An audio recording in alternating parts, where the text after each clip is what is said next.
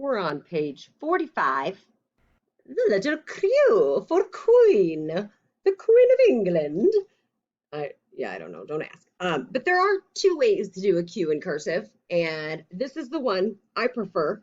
I think it looks very much like a Q because a print Q is a circle with a line, and a cursive Q like this is an oval with a little squiggle line at the bottom. They look very similar, hard to mistake them. However, what in the world? Who wrote a number 2 on my page? But if you look at what I wrote, what I typed here, it says another way to write a cursive Q. That one does look like a number 2, but that is also a Q. So if you have a name that starts with a Q, you get to decide which Q you like better so that you can, perfect your own little signature the way you like it. But for these purposes, we will be writing a Q like this. Your pencil's in this little pencil spot, and that way you're paying attention. All right, so watch me do it short and sweet, because again, I think you'll like this letter. You're just going to start at the top, see the number 1. You're going to do an entire oval, and then when you're done, you're actually going to pick up your pencil and do that little Q that goes down. All right, so this is not one where you can just have a fluid motion. You will have to pick up your pencil. And I want you to look at how it connects. All of these at the bottom, it actually doesn't connect.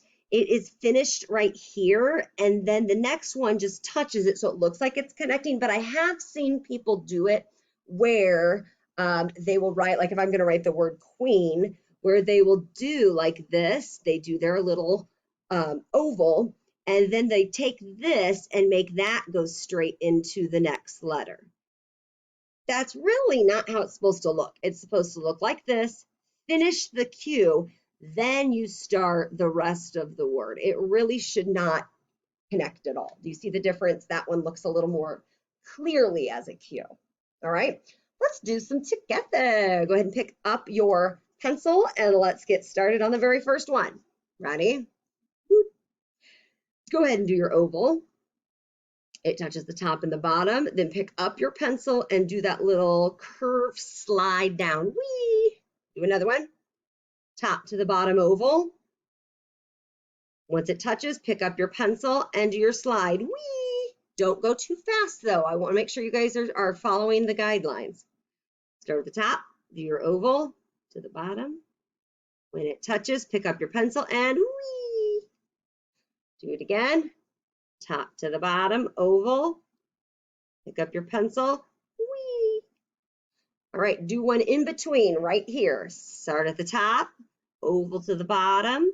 Once it touches, pick up your pencil and whee! Do your slide. Last one. Do your oval. Pick up your pencil and whee! I went a little too fast there. Look, I didn't stay on the lines.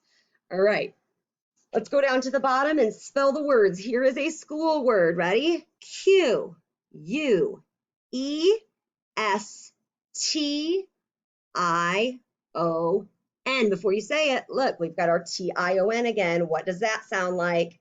Shun. It sounds like shun. And the word is question. Question. I have a question. All right, next one. Unfortunately, this is a school word. Do. Q, U, A, R, A, N, T, I, N, E. What word? Quarantines. Like if you're sick, you may have to quarantine, stay away from other people. By the way, I had a student one year that every time we would spell these, would not spell them. Instead, he was being a sneaky boy and he was sitting there, oh, I'm going to hurry up and get this done so that by the time everybody else is just starting the worksheet, I already have it done. And you know why I don't like that? Because then that student did not practice spelling the words. That might not seem like a big deal to you, but it is, because you need to recognize what each letter looks like. And you need to be able to see the way that they connect to each other, all right? So I want you to look at them and do it with me before you try to do it on your own. All right, adjective. What's an adjective? An adjective is a describing word that describes a noun. So I think you should be Q, Q-U-I-E-T. Quiet. Yeah, during cursive practice, you gotta be quiet. And now we got a name. Quentin.